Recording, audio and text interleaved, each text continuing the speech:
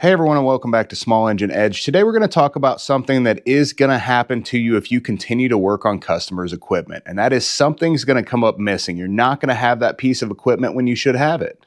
Yesterday this happened to me. We went to deliver a piece of equipment and the driver couldn't find it. We searched everywhere. It was not here. The mower is missing. How do you handle that? How do you handle that with the customer? How do you handle it going forward? And how do you take care of a problem like that? I'm going to tell you how we do it coming right up. Don't forget to hit that like and subscribe button as we go along if you enjoy the content.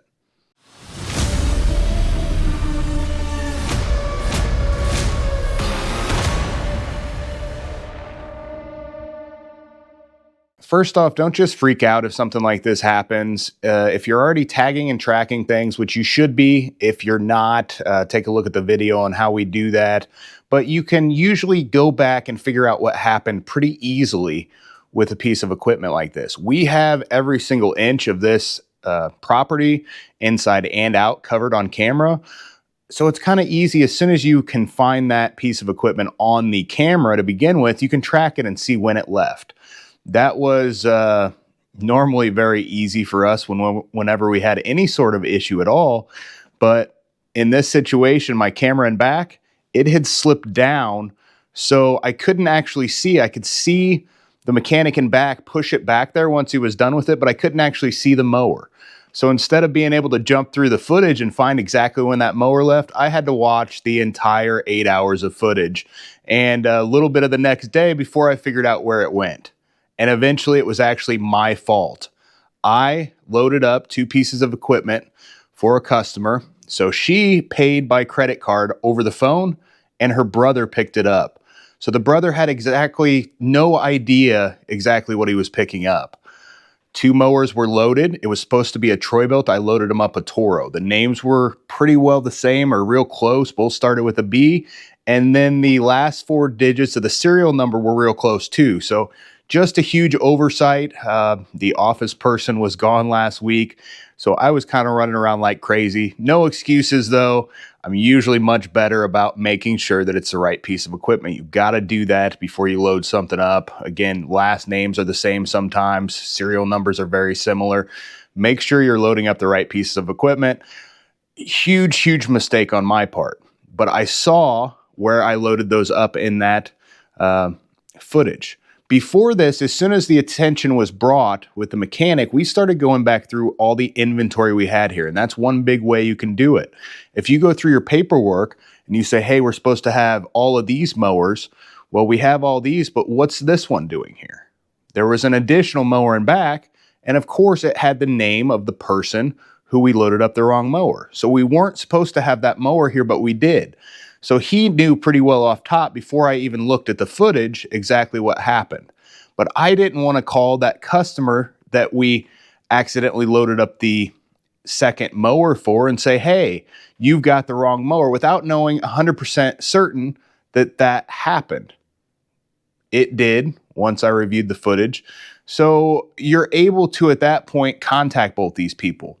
The person whose mower it is, I contacted them. You've got to contact them and let them know what's going on.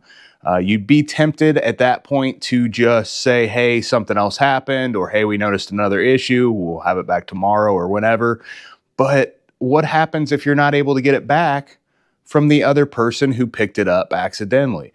Do not lie to customers. You will get caught up in that at some point. Tell them the truth. And that's exactly what I did. I tried to call. We were supposed to text per the paperwork. So I texted him and I said, hey, look, unfortunately, I don't know exactly where your mower is right now. I said, we've got cameras, going to take a look and figure out exactly what happened.